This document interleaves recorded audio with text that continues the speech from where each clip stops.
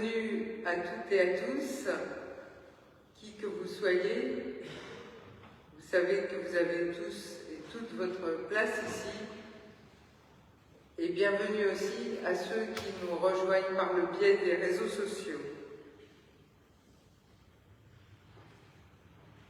Éternel, notre Dieu, ouvre nos yeux à la beauté du monde, ouvre nos esprits à l'émerveillement, ouvre nos oreilles aux autres, ouvre nos cœurs à ta présence en Jésus-Christ et en chacun et chacune de nos frères et sœurs humains.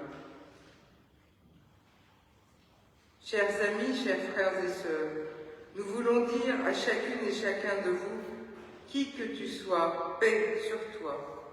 Entre ici, tu ne seras l'hôte d'aucune famille étroite, mais celui de toute la grande famille humaine, souvent battue et blessée, mais toujours confiante. Tu seras l'hôte de Dieu et tu seras chez toi. Car ma maison s'appellera maison de prière pour tous les peuples. Et nous reprenons ces mots du prophète Isaïe en disant à chacune et à chacun, la grâce et la paix vous sont données de la part de Dieu notre Père et de Jésus-Christ notre Sauveur. Amen. Je vous invite à vous lever et nous allons prendre le premier spontané que vous connaissez très bien.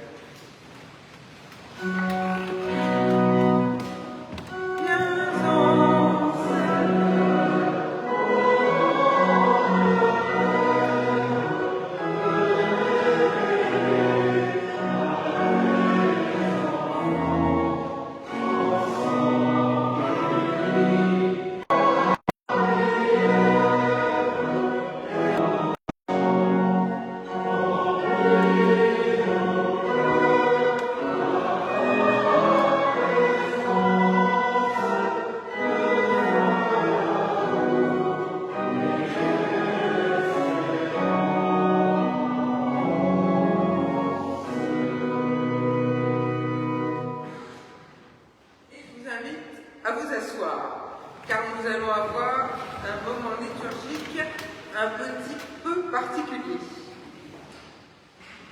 Les catéchètes de l'école biblique se sont rendus compte qu'un certain nombre des jeunes avec qui ils travaillent n'avaient pas encore de Bible. Le conseil presbytéral, immédiatement alerté, a décidé de leur en offrir une à chacune et à chacun. Et un grand merci ou à la personne qui sont allés chercher ces Bibles. Et à cette occasion, on m'a demandé de dire quelques mots. Et donc, chers jeunes de l'école biblique, vous voyez, c'est par là, ça sera mieux. Voilà. Nous allons vous appeler les uns après les autres pour vous donner votre Bible. Alors, qu'est-ce que c'est que cette Bible? Vous avez déjà entendu le mot. Et c'est un mot qui vient du grec. Biblos, en grec, ça veut dire livre. Voilà, donc c'est un livre. Mais en réalité, dans ce livre, il y a beaucoup de livres différents. C'est presque une bibliothèque, la Bible. Parce que c'est un ensemble de livres qui n'ont pas du tout été écrits tous à la même époque. Ils ont été écrits tous il y a très longtemps. Disons entre 2000 et 2700 ans. Ça fait très longtemps.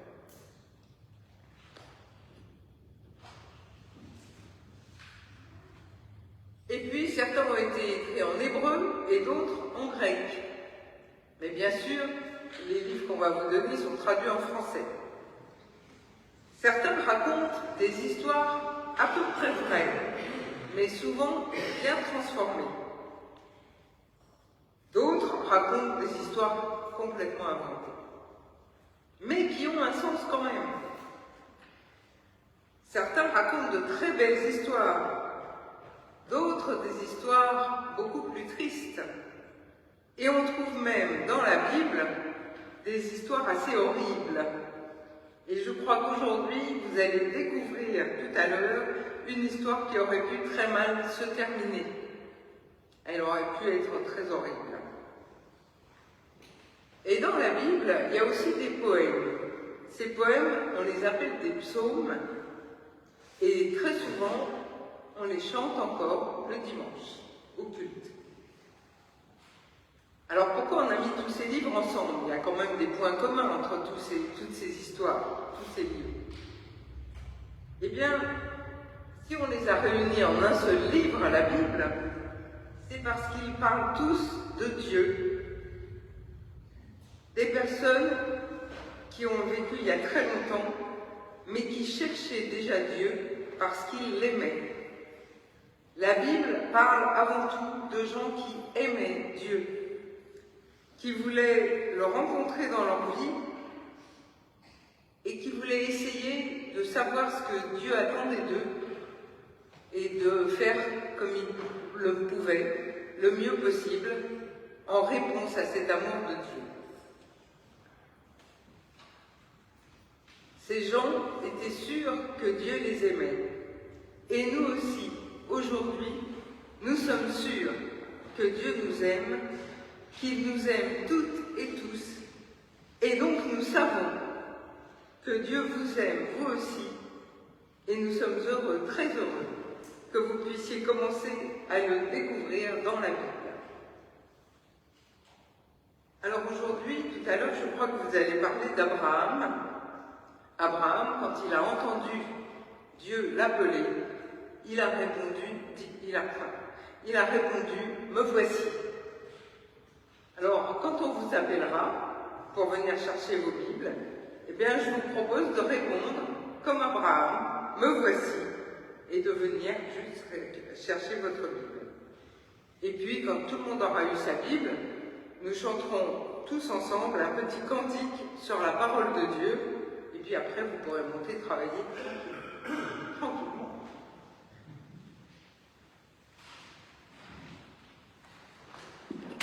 Je propose que les personnes du conseil presbytéral présentes et les catéchètes me rejoignent. Ils sont là.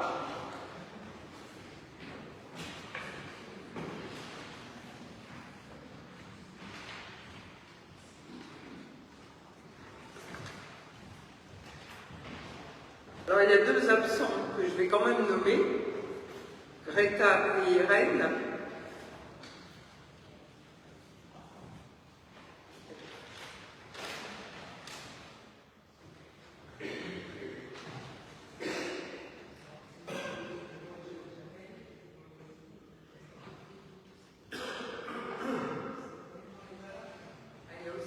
Qui est absent. D'accord. Alors, il y a deux jeunes à qui on ne va pas encore donner de Bible. Hein. C'est Axel, le petit frère de Joseph, et Benjamin, le petit frère de Virginie. Ainsi que... Voilà, continue, vas-y. Eh bien, vous les aurez l'année prochaine. Dès que vous saurez lire, en fait.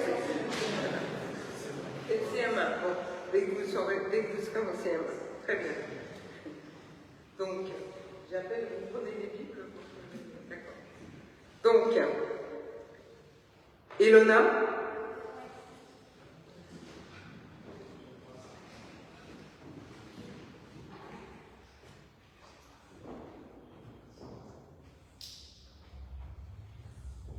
Rose.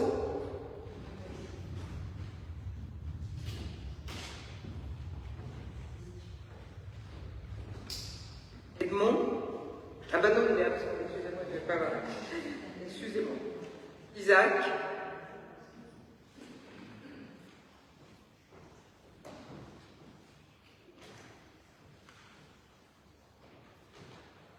Joseph.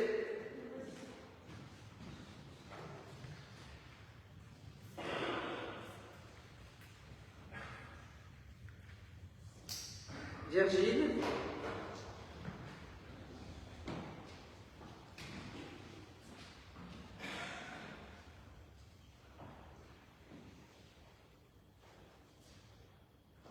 Côme.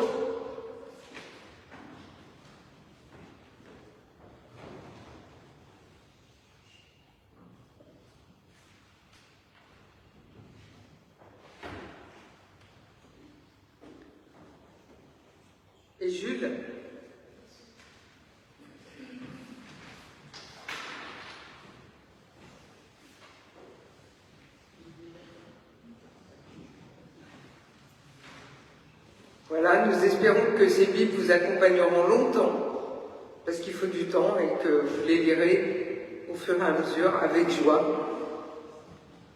C'est toujours l'occasion d'une découverte.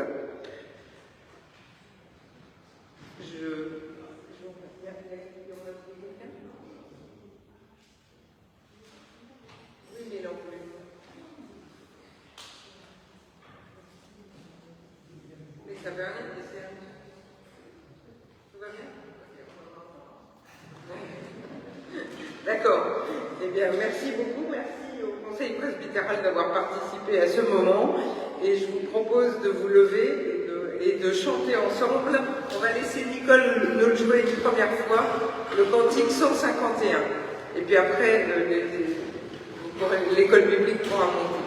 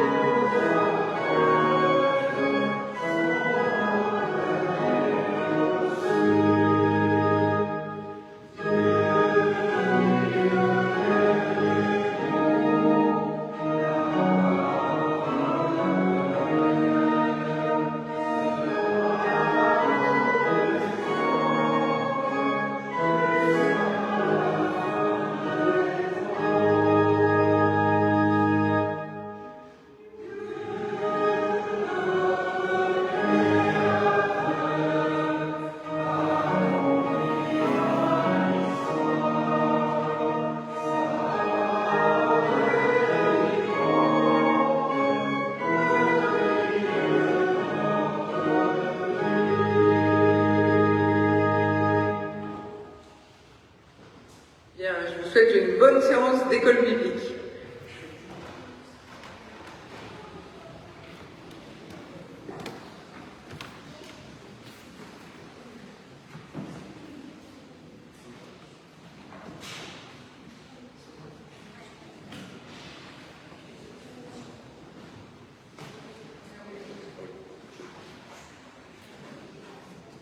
Donc nous restons debout pour la louange.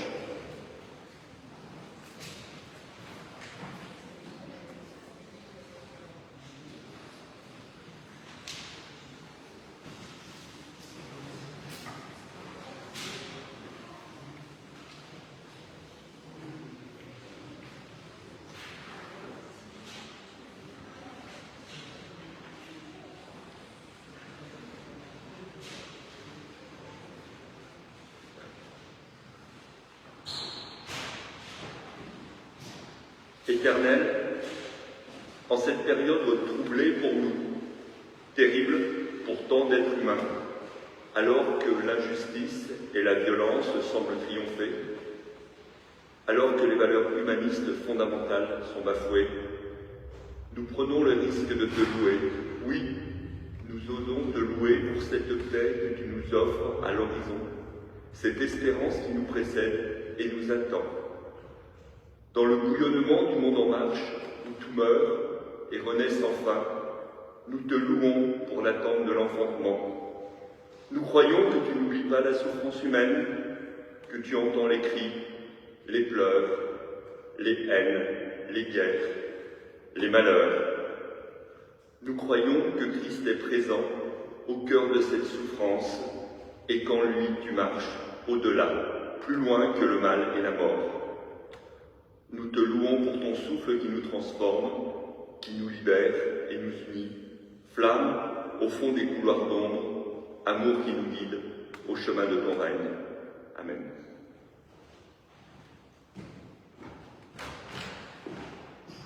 pour compléter cette louange, je vous invite à prendre le cantique 161, les strophes 1, 3 et 4.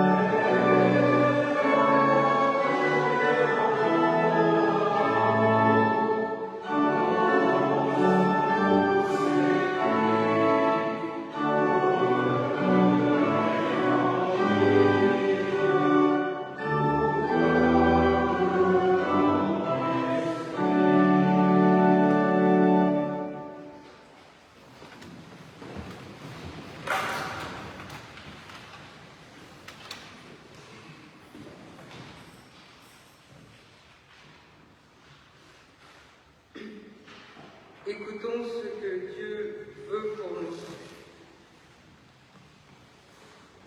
Dieu se taira toujours si tu ne lui prêtes pas ta voix. Dieu n'agira jamais si tu ne lui prêtes pas tes mains. Dieu pardonne à ta place celles et ceux que tu voudrais juger. Dieu renouvelle tes forces quand tu es découragé. Il entend tes soupirs quand tout va mal pour toi, ou quand tu désespères de l'avenir du monde. Dieu nous donne sa paix, et c'est à nous de la donner au monde. Appelle-le si tu penses à lui, et si tu l'oublies, appelle tout de même. Amen.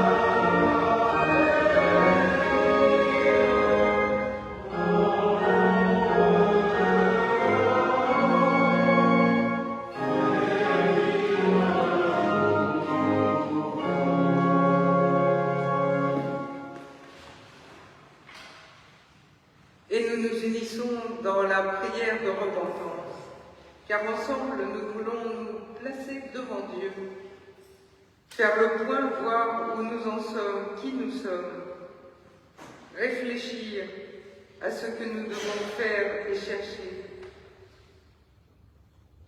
Éternel, aide-nous à regarder nos difficultés en face et à nous en libérer. Aide-nous lorsque le découragement pourrait nous entraîner à l'indifférence. Aide-nous à faire le tri en nous-mêmes. Fais toi-même le tri en nous-mêmes. Aide-nous à oublier les moments d'égoïsme ou de violence, ces moments où nous n'avons pas su répondre à ton commandement d'amour. Nous te prions, Seigneur, pour que ton dynamisme devienne notre joie et notre force, soit au devant de nous pour nous conduire, soit derrière nous pour nous pousser, soit au-dessus de nous pour nous porter, soit au-dessous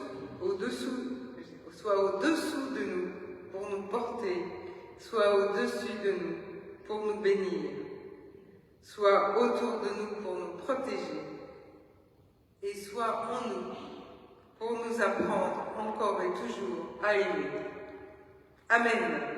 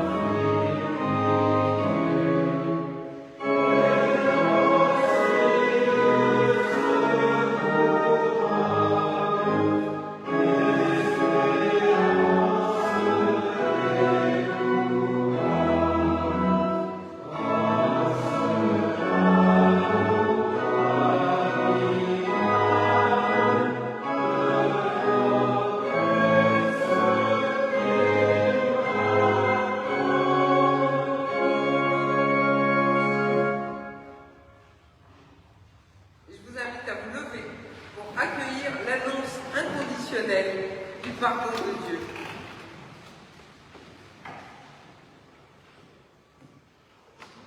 C'est le Seigneur qui nous le dit. Son pardon est donné à toutes et à tous. À celui, à celle qui a soif, il donnera l'eau de la source de vie et il la donnera gratuitement. À nous, qui avons soif d'une vie nouvelle, il donnera l'eau de la source de vie et il la donnera gratuitement. Recevons l'assurance qu'effaçant tout ce qui est d'hier, Dieu fait en nous toutes choses nouvelles. Amen. Nous allons prendre le cantique 241, les 3 strophes.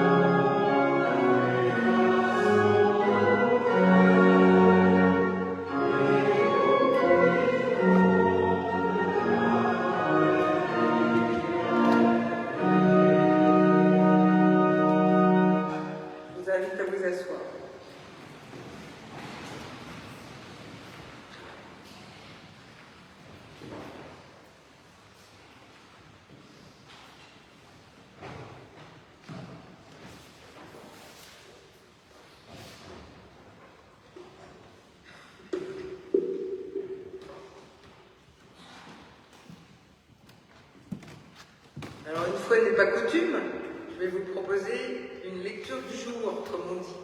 Une des lectures proposées dans un grand nombre des églises chrétiennes ce matin. Ces livres qu'on appelle aussi, vous le savez, le Premier Testament. Le livre des rois, les 2 livres des rois, commencent avec le règne de Salomon et il continue avec la séparation de la Judée en 2 royaumes. Et bien sûr, dans ces livres, il est beaucoup question des luttes des populations qui cohabitent en Judée, qui essayent de cohabiter en Judée au 7e et 6e siècle pour imposer en tout cas leur culte.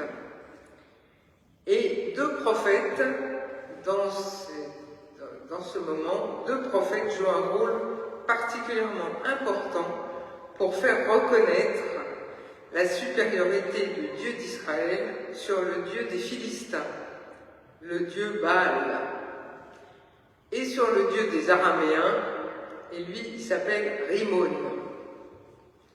Ces prophètes, évidemment, on les connaît, vous en avez souvent entendu parler. Le premier s'appelle Élie, et le second, Élisée. Élisée, c'est le disciple d'Élie. Élie disparaît au début du 2e livre des rois, peu avant l'histoire que nous allons entendre maintenant. Et Élisée, son disciple, doit prendre sa suite et il doit montrer que lui aussi est un prophète puissant qui peut accomplir des signes et des guérisons. Et bien justement, il va avoir l'occasion de le faire. Avant d'entendre cette aventure, nous prions. Éternel, nous t'en prions, permets à celles et ceux qui parlent et à celles et ceux qui écoutent d'entendre dans les Écritures la voix de toutes les générations qui nous ont précédés dans cette recherche ardente que nous appelons la foi. Amen. Et nous lisons donc au 2e livre des rois, au chapitre 5, les versets 1 à 19. Naaman, le chef de l'armée du roi d'Aram, était un homme important aux yeux de son Seigneur. Il jouissait d'une grande considération, car c'est par lui que le Seigneur avait donné la victoire à Aram. Mais cet homme, ce vaillant guerrier, était lépreux. D'Israël, une petite fille. Elle était au service de la femme de Naaman. Elle dit à sa maîtresse, « Oh, si mon maître allait chez le prophète qui est à Samarie, celui-ci le débarrasserait de sa lèpre. » Naaman vient dire à son Seigneur, « Voici ce qu'a dit la jeune fille d'Israël. » Alors le roi d'Aram dit, « Vas-y, j'enverrai une lettre au roi d'Israël. » Il partit en prenant avec lui 10 talents d'argent, 6000 pièces d'or et 10 vêtements de fête. Il apporta au roi d'Israël la lettre où il était dit, « Avec cette lettre, je t'envoie Naaman, mon serviteur, afin que tu le débarrasses de sa lèpre. » Après avoir lu la lettre, le roi d'Israël déchira ses vêtements et dit, « Suis-je Dieu pour faire mourir et pour faire vivre, qu'il s'adresse ainsi à moi afin que je débarrasse un homme de sa lèpre? Constatez, je vous prie, qu'il me cherche querelle. » Lorsqu'Élisée, l'homme de Dieu, apprit que le roi d'Israël avait déchiré ses vêtements, il fit dire au roi, « Pourquoi as-tu déchiré tes vêtements? Laisse-le venir chez moi, je te prie, et il saura qu'il y a un prophète en Israël. » Naaman vint avec ses chevaux et son char et s'arrêta à l'entrée de la maison d'Élisée. Élisée envoya un messager lui dire, « Va te laver 7 fois dans le Jourdain, ta ta chair redeviendra saine et tu seras pur. Naaman s'irrita. Il s'en alla en disant, je me disais, il sortira et se tiendra devant moi, il invoquera le nom du Seigneur son Dieu, il agitera sa main sur l'endroit malade et débarrassera le lépreux de sa lèpre. Les fleuves de Damas, la Bama et le Parpar ne valent-ils pas mieux que toutes les eaux d'Israël? Ne puis-je pas m'y laver pour devenir pur? Il repartit en fureur. Mais ses serviteurs vinrent lui dire, si le prophète t'avait demandé quelque chose de difficile, ne l'aurais-tu pas fait? À plus forte raison s'il te dit, lave-toi et sois pur. Il descendit alors et se plongea 7 fois dans le Jourdain, selon la parole de l'homme de Dieu. Alors, sa chair redevint comme celle d'un petit garçon. Il était pur. Naaman revint vers l'homme de Dieu avec toute sa suite. Lorsqu'il fut arrivé, il se présenta devant lui et dit, « Je sais qu'il n'y a pas de Dieu sur toute la terre, si ce n'est en Israël. Maintenant, accepte, je te prie, un cadeau de ma part. » Élisée répondit, « Par la vie du Seigneur, au service duquel je me tiens, je n'accepterai pas. » Naaman insista pour qu'il accepte, mais il refusa. Alors Naaman dit, « Dans ce cas, je te prie qu'on me donne à moi, ton serviteur, de la terre, la charge de 2 mulets, car je ne veux plus offrir ni holocauste, ni sacrifice à d'autres dieux qu'au Seigneur. Que le Seigneur me pardonne cependant ceci. Quand mon Seigneur se rend à la maison de Rimon pour s'y prosterner et qu'il s'appuie sur mon bras, je me prosterne aussi dans la maison de Rimon. Que le Seigneur me pardonne donc lorsque je me prosternerai dans la maison de Rimon. » Élisée lui dit, « Va en paix. »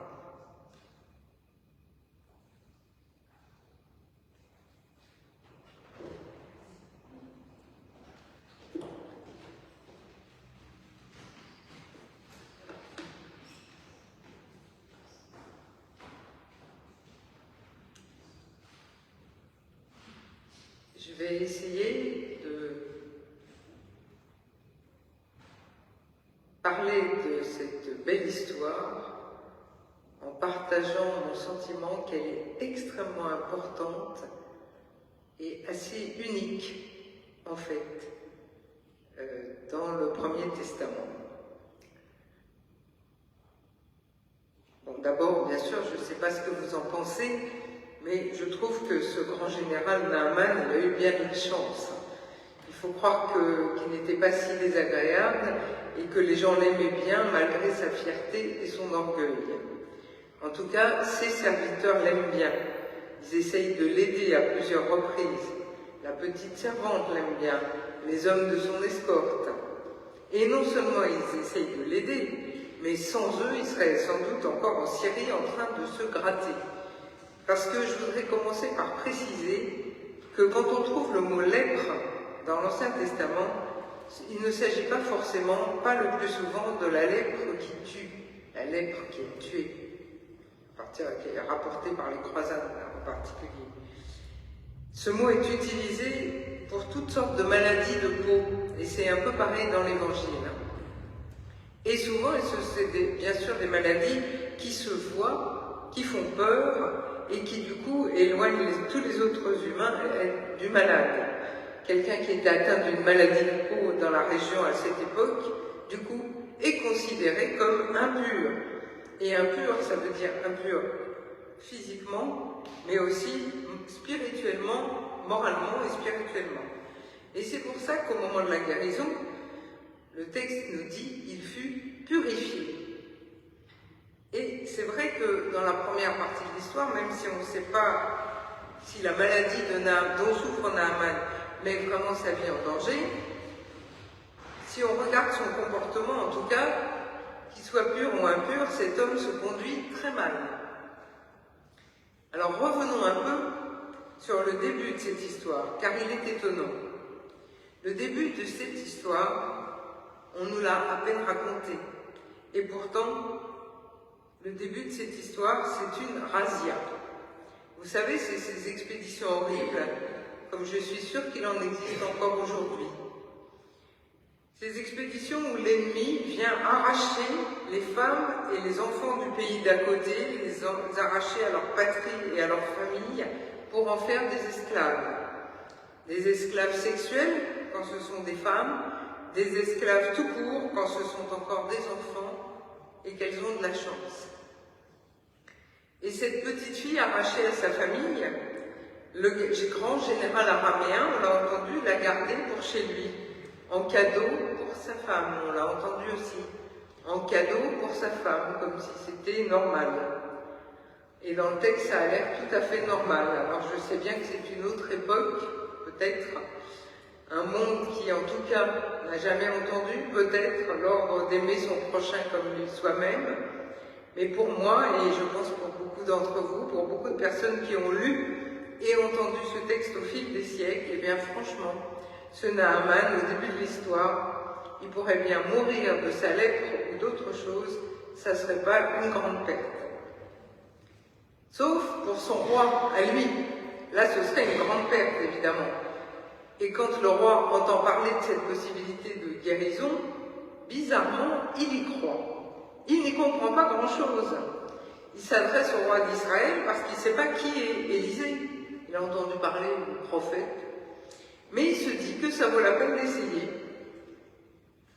Alors nous sommes dans une situation de trêve momentanée entre les deux pays. On le voit.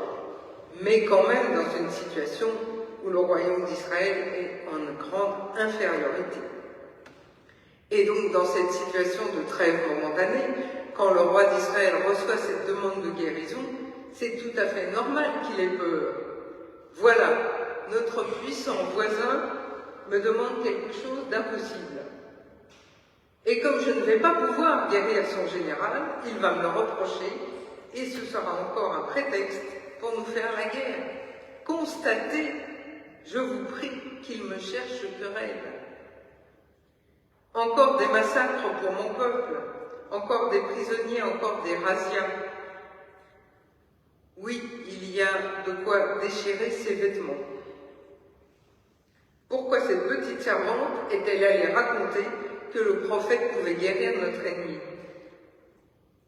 Pourquoi? Eh bien pour la même raison qu'Élisée va finalement intervenir. Pour permettre qu'un étranger, un ennemi et pas n'importe lequel, un général, pour permettre que cet étranger reconnaisse la grandeur de l'Éternel. Pour qu'il sache, comme le dit Élisée aussi, qu'il y a un prophète en Israël. En fait, dans cette histoire, toutes ces personnes, volontairement ou involontairement, ensemble ou séparément, tous travaillent dans le même sens. Aider un étranger à guérir et ainsi, en l'aidant gratuitement, l'aider à reconnaître la grandeur du Seigneur Yahvé. Tous, d'une manière ou d'une autre, sont animés par l'Esprit du Seigneur, ce souffle. Même les propres serviteurs de Naaman qui essaient de le calmer quand il se fâche. Et heureusement qu'ils sont tous, qu'ils le sachent ou non, animés par cet esprit, l'Esprit de Dieu, parce que pour aider Naaman, ce n'est pas une petite affaire. Non seulement il est arrivé en étalant ses richesses et ses beaux vêtements, mais il a exigé, vous l'avez entendu, d'être reçu avec les honneurs. Et quand Élisée lui a envoyé un messager, au lieu de le recevoir lui-même, il se fâche. Pour sa guérison, il voulait une démonstration de puissance, et on l'envoie se laver à la rivière, dans une rivière qui, nous le savons, est très importante et très puissante, mais lui ne le sait pas, c'est juste le petit Jourdain. Il est sur le point de laisser tomber, de partir, et qui sait ce qui pourrait se passer? Encore une guerre peut-être.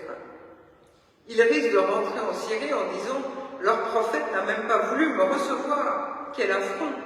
il n'est même pas sorti pour me recevoir. Et voilà que, subitement, le miracle se produit, le vrai miracle, le plus important. Et le miracle, c'est que le fier Naaman descend de son équipage. Il enlève ses riches vêtements. Il se met complètement nu. Et il se plonge 7 fois. 7 fois. Il faut bien ça pour le transformer. Cet homme qui était tellement sûr de lui, tellement convaincu de sa supériorité, il se plonge 7 fois dans le Jourdain. Et il en ressort.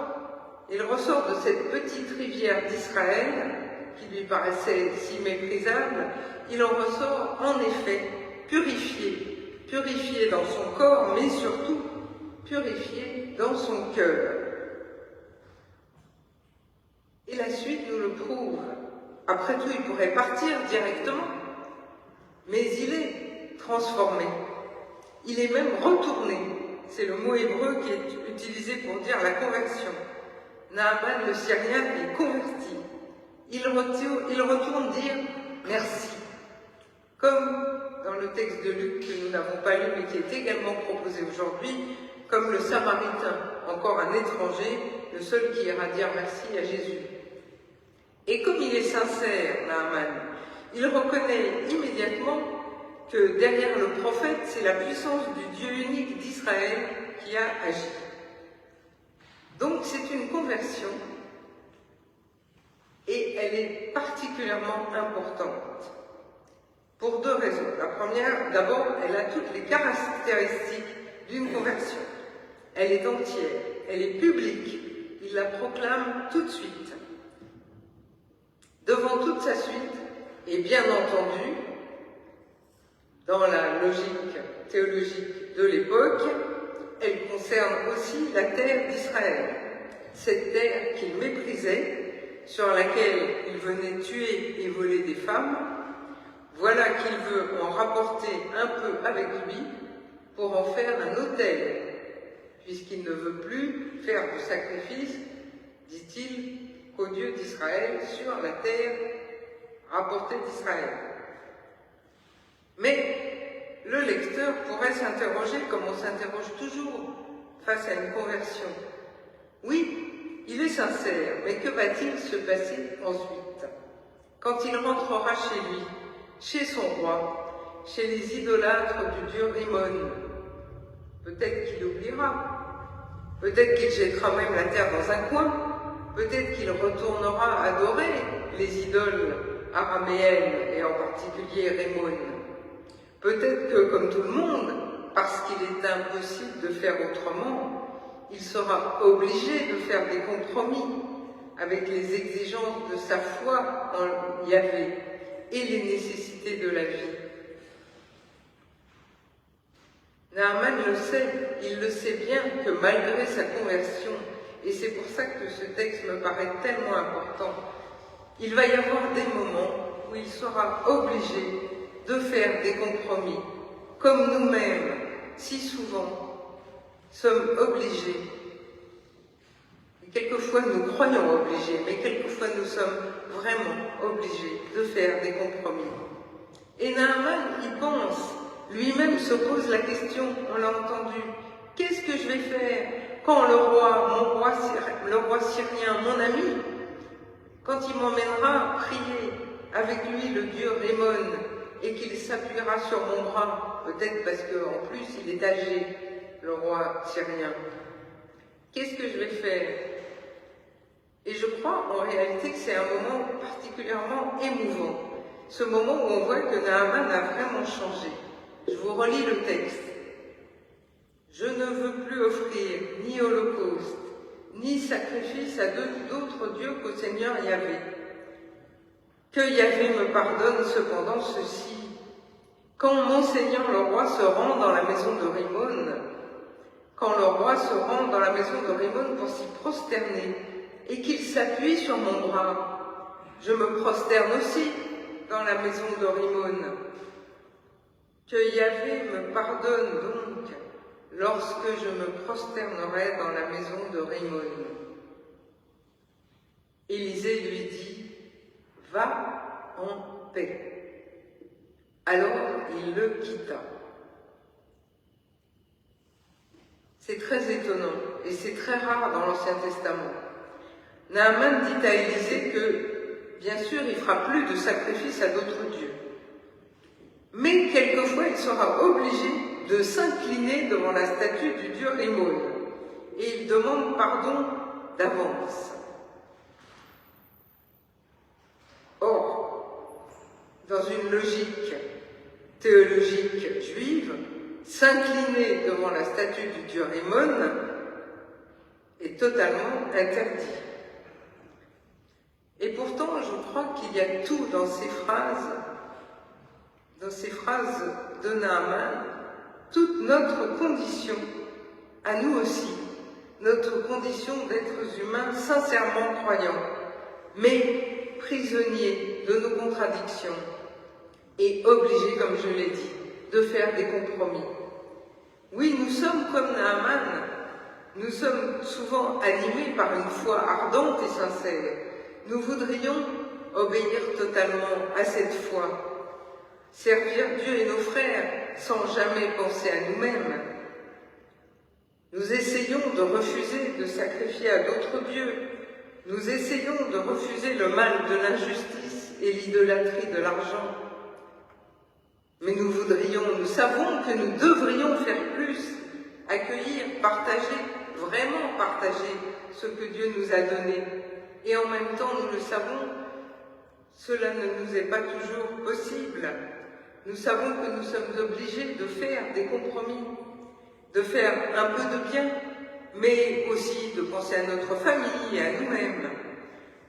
Comme Naaman, pour d'autres raisons, mais comme lui, notre vie en société ne nous permet pas une conversion aussi radicale que nous le voudrions quelquefois.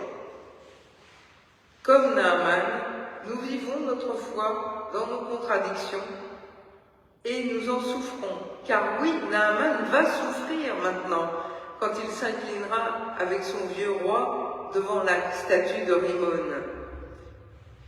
Il se sentira coupable comme nous nous sentons coupables. Et oui, nous le sommes. Mais ce que le texte nous dit,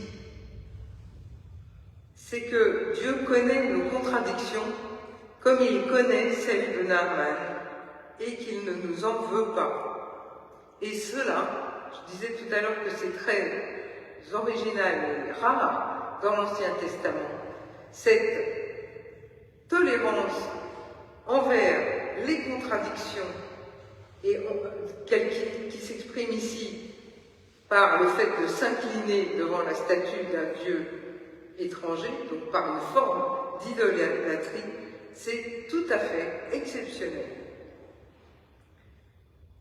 Mais nous, si nous sommes sincères comme Naaman, si nous sommes sincères dans notre foi et dans nos regrets, si nous refusons, comme nous le pouvons, de sacrifier à d'autres dieux, c'est-à-dire si nous refusons le mal de l'injustice et l'idolâtrie de l'argent, eh bien nous savons, nous pouvons croire que comme Naaman, nous sommes pardonnés. C'est ce pardon qui nous est redit à chaque culte, et c'est celui-là que Naaman demande à Élisée, et qu'il reçoit. Alors attention, Élisée ne lui donne aucune autorisation, il est prudent, et le rédacteur est prudent.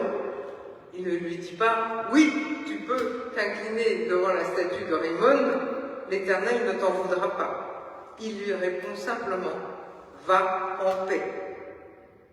Et c'est bien ça, l'expression du pardon. Et donc, je vous invite à relire ce texte quand vous aurez un petit peu de temps, de Rois, chapitre 5. Et la suite aussi est très intéressante.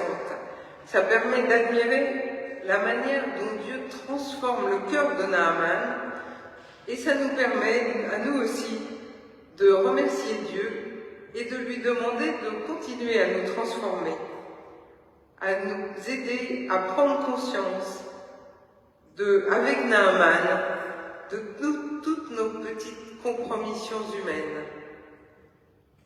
Et aussi pour entendre Élisée nous parler. et nous dire à nous aussi, va en paix. Amen.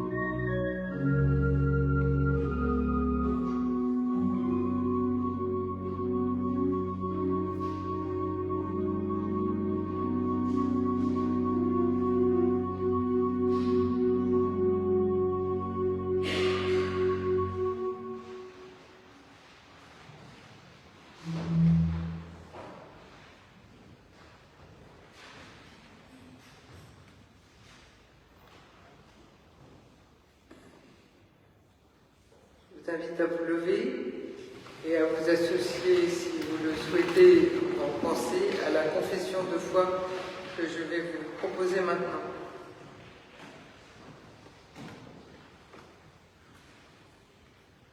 Je crois en Dieu, celui que nous ne pouvons ni comprendre ni atteindre, celui qui nous dépasse infiniment, nous environne de sa tendresse, nous soutient dans nos défaillances et nous anime de son ardeur.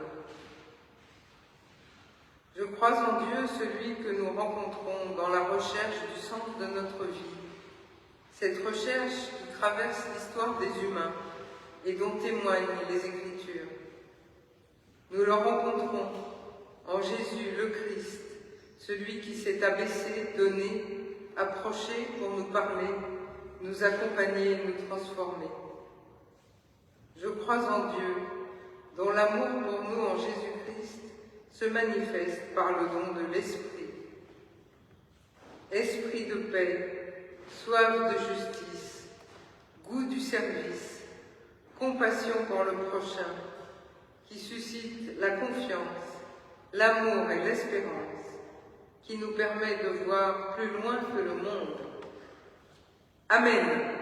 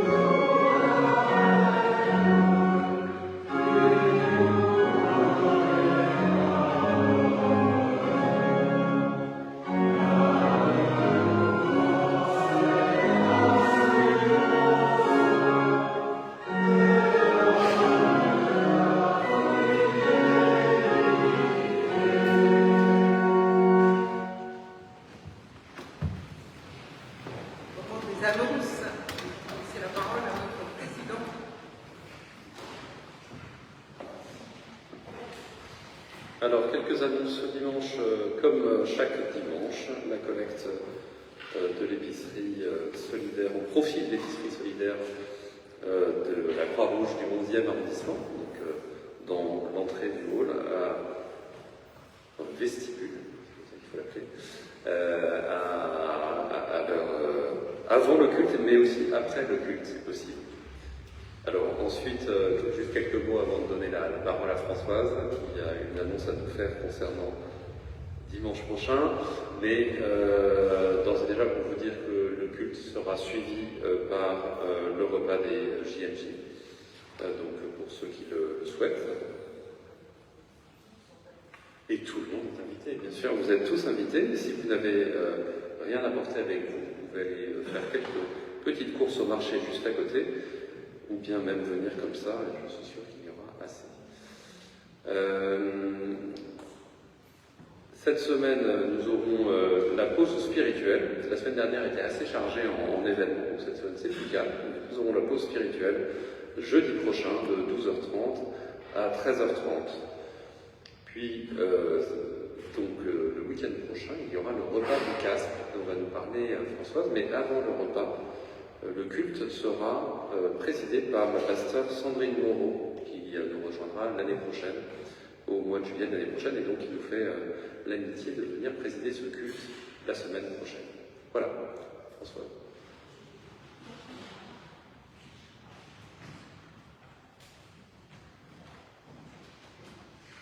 Bonjour à tout le monde. Donc dimanche prochain, le repas du CASP, nous accueillons une quarantaine, voire plus de personnes au deuxième étage. Il y aura donc à peu près 8 tables et à chaque table, il y a une personne de la paroisse qui accueille les personnes qui viennent déjeuner et qui échangent avec ces personnes au cours du repas. Nous sommes relativement bien organisés pour la semaine prochaine, mais il manque des choses. Il manque des choses et des personnes. Il manque un gâteau aux pommes et aux épices dont je peux vous fournir la recette si quelqu'un veut bien faire le dernier gâteau manquant. Voilà. Et il manque des personnes. Il manque 3 personnes pour être hôtes aux 3 tables. Voilà, il y a 5 tables assurées, mais il y en a 8 en général, donc il en manque 3. 3 personnes. C'est après le repas a lieu à 12h30 après le culte. Voilà, oui. Et il manque aussi 3 personnes pour servir. Parce que la cuisine est à côté, les plats sont grands, on distribue, on apporte des plats à chaque table, etc. Et c'est bien d'être suffisamment nombreux pour assurer des allées et venues qui sont assez importantes. Voilà. Oui, ça a lieu, ça commence entre 12h30 et 1h moins le quart en général. Donc vous avez amplement le temps d'être au culte et de monter et nous aider après. Donc s'il y a des gens qui peuvent se libérer pour venir, vous contactez à la fin du culte. Je serai à la collecte dans la salle à droite en sortant. Voilà, dans la salle du vestibule. À droite du vestibule, merci. Voilà, merci. Bonjour. Donc il y a une cérémonie juste après notre culte qui est important pour l'Église presbytérienne camerounaise, la consécration d'un pasteur, parce que le terme est traditionnel ou réformé, hein, c'était consécration, nous a un petit peu changé. Et donc je vous demanderai de ne pas rester trop longtemps au temple pour qu'ils puissent commencer leur cérémonie, parce que vous savez qu'après il y a le culte des réformés malgaches. Voilà.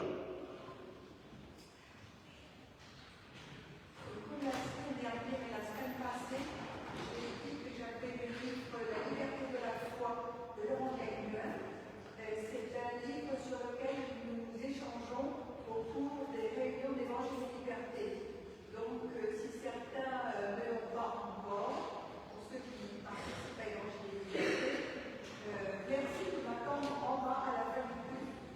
Ça coûte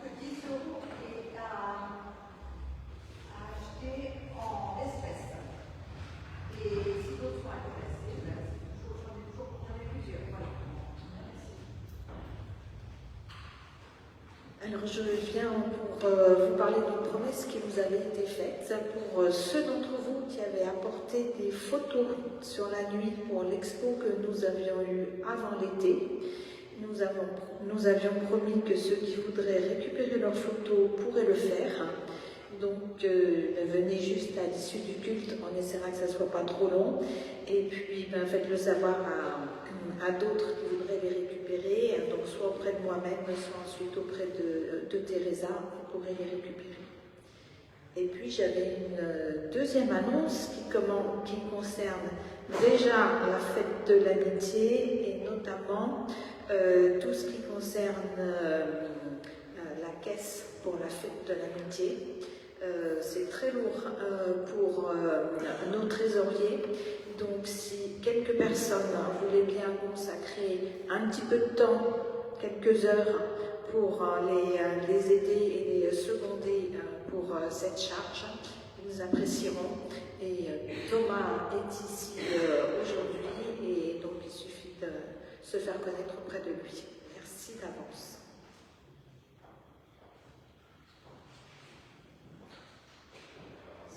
Reste des annonces? Non, mais on reprend.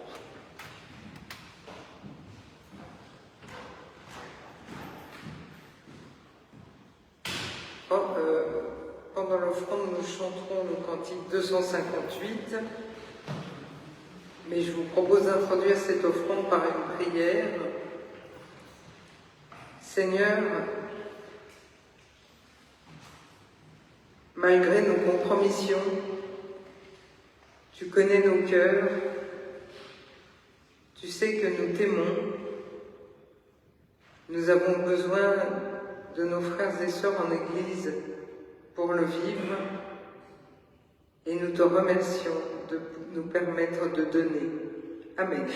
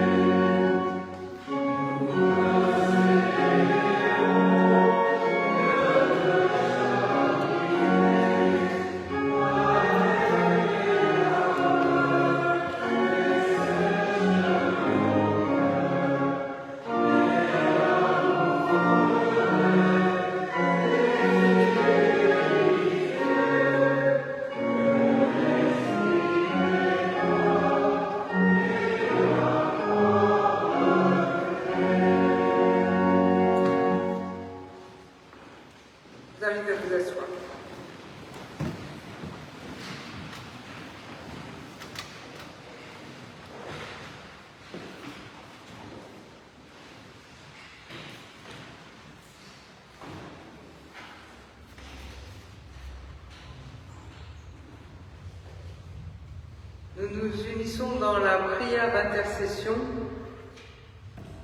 que nous conclurons en disant ensemble, pour celles et ceux qui le souhaitent, ou en se joignant en pensée, la prière du Notre Père. Éternel, notre Dieu, tu es la force de l'amour. De toi nous viennent chaleur et courage pour vivre.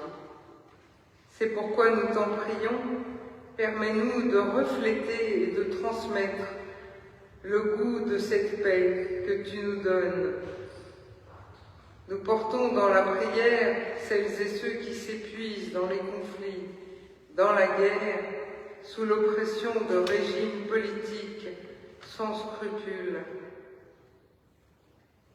Nous portons aussi celles et ceux qui s'épuisent à tenter de trouver des solutions pour que le monde soit un lieu plus vivable. Nous portons dans la prière tous nos frères et sœurs humains, proches ou lointains, et en particulier celles et ceux qui croient qu'il n'y a plus d'avenir. Nous voulons déposer devant toi leurs soucis, leurs questions et leurs innombrables détresses. Suscite parmi eux et pour eux des porteurs d'espérance, généreux, actifs, persévérants, qui travaillent à de petites ou grandes œuvres de fraternité. Et nous-mêmes, aide-nous à prendre notre part. Donne-nous la volonté et la force pour consoler et réconforter les affligés, les malades du corps et de l'âme, ceux qui sont privés de secours, ceux qui souffrent injustement dans ce monde trop souvent inhospitalier. Fais de nous des témoins joyeux et courageux et donne-nous d'être porteurs de paix, d'amour et d'espérance. Et dans cette espérance, nous te disons les mots que Jésus nous a donnés pour te prier. Notre Père, qui es aux cieux, que ton nom soit sanctifié, que ton règne vienne, que ta volonté soit faite sur la terre comme au ciel. Donne-nous aujourd'hui notre pain de ce jour. Pardonne-nous nos offenses, comme nous pardonnons aussi à ceux qui nous ont offensés. Et ne nous laisse pas entrer en tentation, mais délivre-nous du mal, car c'est à toi qu'appartiennent le règne, la puissance et la gloire au siècle des siècles. Amen. Je vous invite à vous lever pour l'exhortation, le cantique et la bénédiction. Va en paix. Eh bien, laissons-nous encourager par cette parole qui s'adresse à nous aujourd'hui.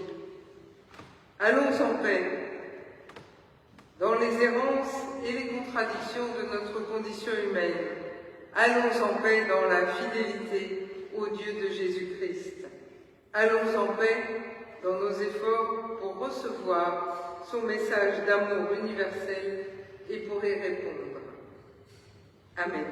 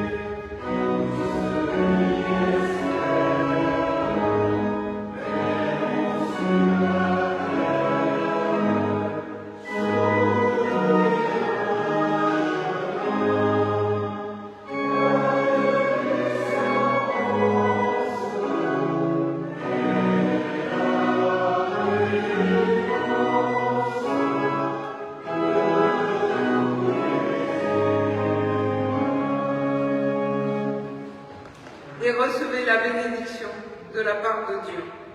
Dans tous nos commencements, dans tous nos recommencements, l'Éternel est avec nous.